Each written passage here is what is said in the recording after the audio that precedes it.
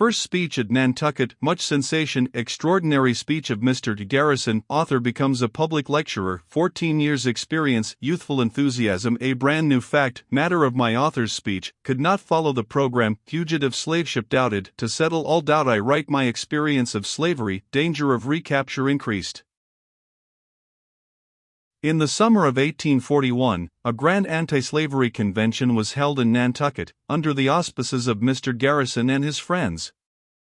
Until now, I had taken no holiday since my escape from slavery.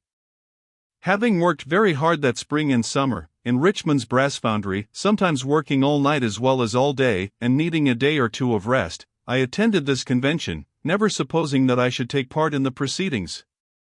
Indeed, I was not aware that anyone connected with the convention even so much as knew my name. I was, however, quite mistaken.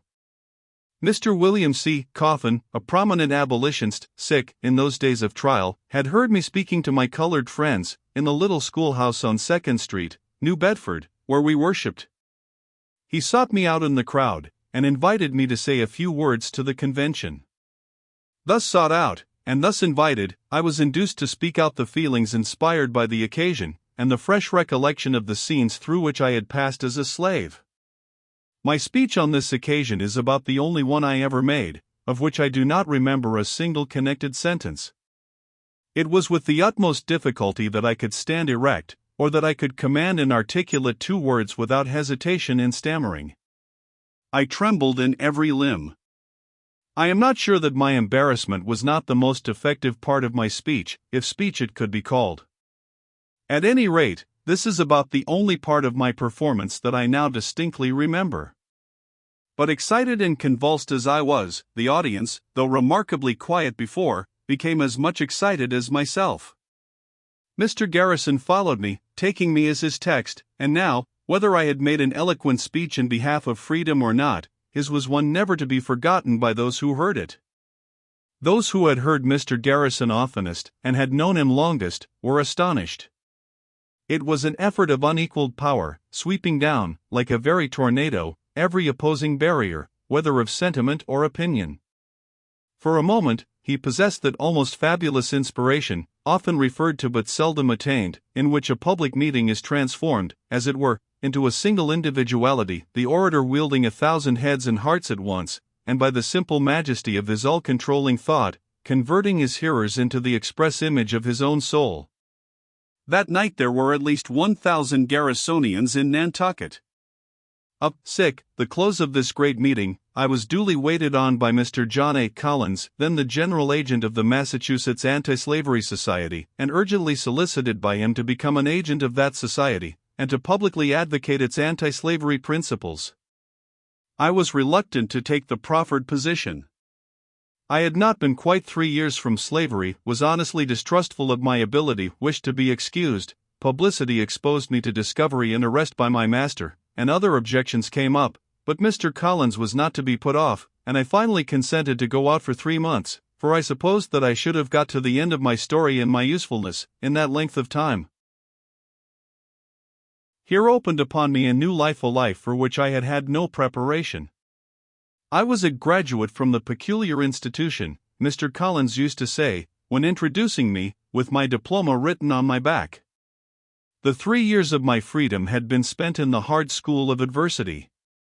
My hands had been furnished by nature with something like a solid leather coating, and I had bravely marked out for myself a life of rough labor, suited to the hardness of my hands, as a means of supporting myself and rearing my children.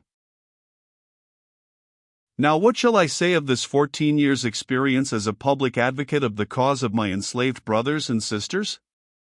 The time is but as a speck, yet large enough to justify a pause for retrospection, and a pause it must only be.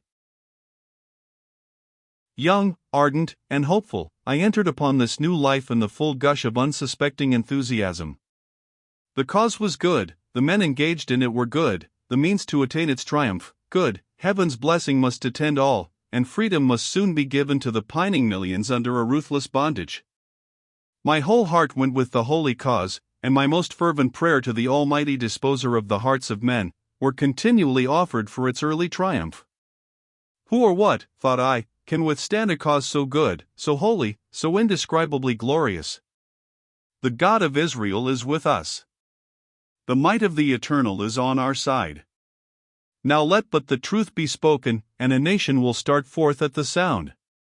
In this enthusiastic spirit, I dropped into the ranks of freedom's friends, and went forth to the battle. For a time I was made to forget that my skin was dark and my hair crisped.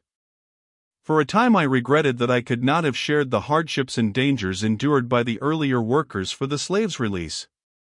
I soon, however, found that my enthusiasm had been extravagant, that hardships and dangers were not yet past, and that the life now before me had shadows as well as sunbeams. Among the first duties assigned me, on entering the ranks, was to travel, in company with Mr. George Foster, to secure subscribers to the Anti-Slavery Standard and the Liberator. With him I traveled and lectured through the eastern counties of Massachusetts. Much interest was awakened, large meetings assembled. Many came, no doubt, from curiosity to hear what a Negro could say in his own cause. I was generally introduced as a chattel, a thing, a piece of Southern property, the chairman assuring the audience that it could speak. Fugitive slaves, at that time, were not so plentiful as now, and as a fugitive slave lecturer, I had the advantage of being a brand new fact, the first one out. Up to that time, a colored man was deemed a fool who confessed himself a runaway slave, not only because of the danger to which he exposed himself of being retaken, but because it was a confession of a very low origin. Some of my colored friends in New Bedford thought very badly of my wisdom for thus exposing and degrading myself. The only precaution I took, at the beginning, to prevent Master Thomas from knowing where I was, and what I was about, was the withholding my former name, my master's name, and the name of the state and county from which I came. During the first 3 or 4 months, my speeches were almost exclusively made up of narrations of my own personal experience as a slave. "Let us have the facts," said the people. So also said friend George Foster, who always wished to pin me down to my simple narrative. "Give us the facts," said Collins, "we will take care of the philosophy." Just here arose some embarrassment. It was impossible for me to repeat the same old story month after month, and to keep up my interest in it. It was new to the people, it is true, but it was an old story to me, and to go through with it night after night was a task altogether too mechanical for my nature. "Tell your story, Frederick," would whisper my then revered friend, William Lloyd Garrison, as I stepped upon the platform. I could not always obey, for I was now reading and thinking. New views of the subject were presented to my mind. It did not entirely satisfy me to narrate wrongs, I felt like denouncing them. I could not always curb my moral indignation for the perpetrators of slaveholding villainy, long enough for a circumstantial statement of the facts which I felt almost everybody must know. Besides, I was growing, and needed room. "People won't believe you ever was a slave, Frederick, if you keep on this way," said friend Foster. "Be yourself," said Collins, "and tell your story." It was said to me, "Better have a little of the plantation manner of speech than not, 'tis not best that you seem too learned." These excellent friends were actuated by the best of motives, and were not altogether wrong in their advice, and still I must speak just the word that seemed to me the word to be spoken by me. At last the apprehended trouble came. People doubted if I had ever been a slave. They said I did not talk like a slave, look like a slave, nor act like a slave, and that they believed I had never been south of Mason and Dixon's line. "He don't tell us where he came from, what his master's name was, how he got away, nor the story of his experience. Besides, he is educated, and is, in this, a contradiction of all the facts we have concerning the ignorance of the slaves." Thus, I was in a pretty fair way to be denounced as an impostor. The committee of the Massachusetts Anti-Slavery Society knew all the facts in my case, and agreed with me in the prudence of keeping them private. They, therefore, never doubted my being a genuine fugitive, but going down the aisles of the churches in which I spoke, and hearing the free-spoken Yankees saying, repeatedly, "He's never been a slave, I'll warrant ye," I resolved to dispel all doubt, at no distant day, by such a revelation of facts as could not be made by any other than a genuine fugitive. In a little less than 4 years, therefore, after becoming a public lecturer, I was induced to write out the leading facts connected with my experience in slavery, giving names of persons, places, and dates, thus putting it in the power of any who doubted, to ascertain the truth or falsehood of my story of being a fugitive slave. This statement soon became known in Maryland, and I had reason to believe that an effort would be made to recapture me. It is not probable that any open attempt to secure me as a slave could have succeeded, further than the obtainment, by my master, of the money value of my bones and sinews.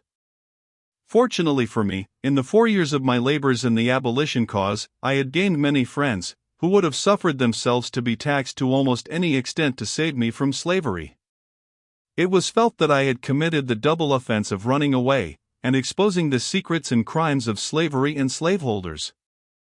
There was a double motive for seeking my reenslavement: avarice and vengeance, and while, as I have said, there was little probability of successful recapture, if attempted openly, I was constantly in danger of being spirited away, at a moment when my friends could render me no assistance. In traveling about from place to place, often alone, I was much exposed to this sort of attack. Anyone cherishing the design to betray me could easily do so, by simply tracing my whereabouts through the anti-slavery journals, for my meetings and movements were promptly made known in advance.